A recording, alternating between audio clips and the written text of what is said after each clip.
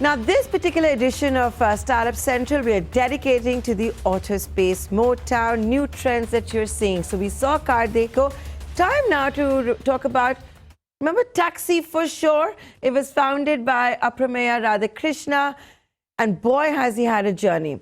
From selling that cab-hailing company at the peak of competition to Ola for $200 million to launching a knowledge-sharing platform for regional languages. He's had a solid angel investment portfolio as well.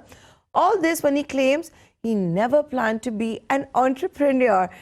But what gives him confidence as far as the big opportunities in vernacular languages go, for which global giants like Google, TikTok, Amazon all have big plans?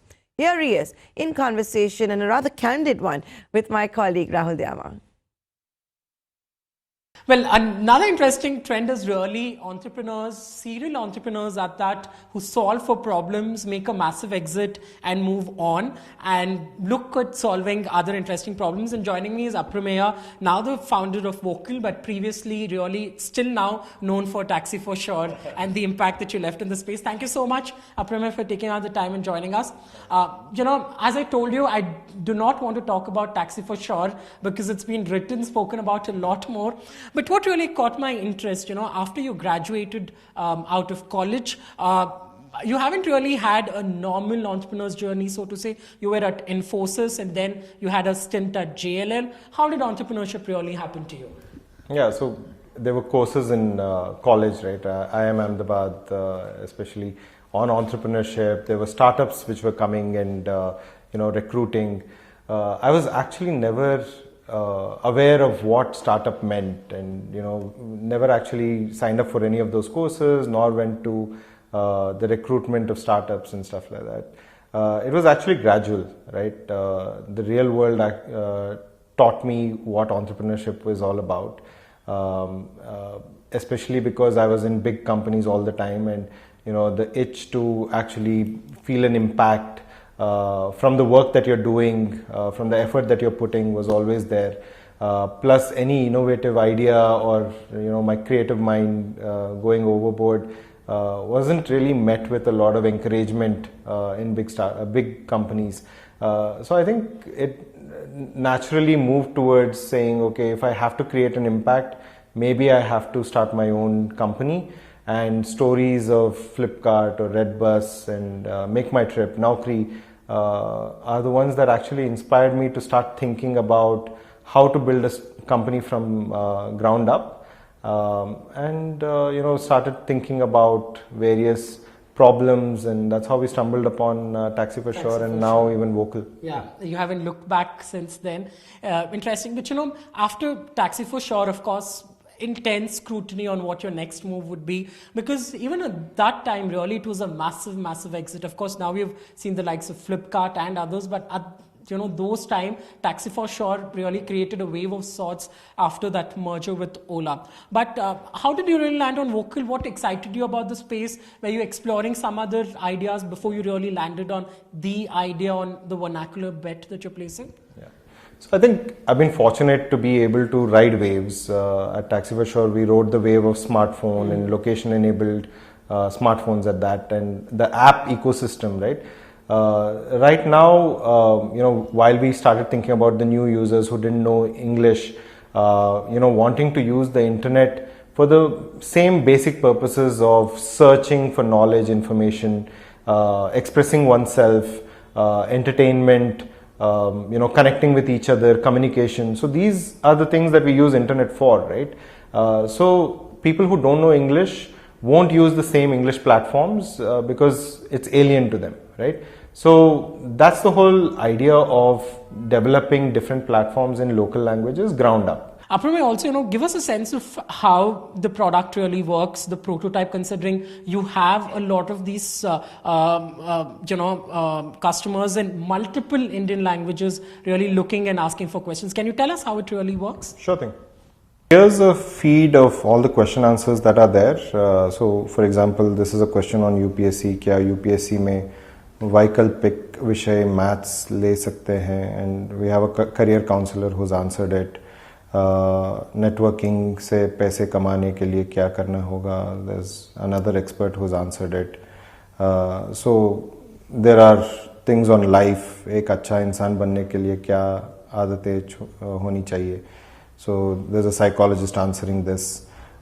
These are the kind of experts who are there on the platform, and the experts actually go to a page where there are a lot of questions which are asked from different parts of India, and answering is very simple. You just have to say answer, and if you want to give a audio answer, it's as simple as pressing this, and it's now recording, and you can stop and post. So that is one way. You can also give video answers by recording like this, and you can ask questions by going to the Pooche button and ask a question. IAS कैसे बनना है? And you actually get answers from this person. Pramod Kumar is a retired IFS officer, career counselor. So these are the kind of answers that you get. But vernacular, catering to the Bharat audience, the next 100 million users, we hear of this a lot more now than we did before. But we are also seeing the likes of Google, the likes of ShareChat, TikTok is betting big on the underserved market where videos are a big hit. How will you really stand out from, competition that is coming from all sides? Now, everyone sees a massive opportunity on the data, the vernacular space really. Yeah. So let's take the English world. The platforms that are there in the English world have different moods, right? Like Twitter has a different mood from Facebook, has a different mood from Quora to a Wikipedia. So we are also very different in each regard. Like ShareChat has a different entertainment kind of positioning. We have a more knowledge and information kind of positioning where, we make people who have achieved a lot, whether it's IAS officers or psychologists or even spiritual gurus, who would love to come and give answers to questions that India has. So the mood is very about learning and progressing in life. So we actually solve for the notion of aspiration of India, right? So if you're aspiring a lot, which is the truth in everybody's case in India, vocal is the place to come and get inspired. Right? Got it. That's how you want to envisage the product going ahead. But away from all of this, after your TFS exit really, you were a very active angel investor. You have an enviable portfolio yourself, 25 plus companies, the likes of Unacademy, among others. Do you still continue that, investing, backing startups? How involved are you really in the ecosystem? So, as you said, I have about 20-25 startups that I've invested in.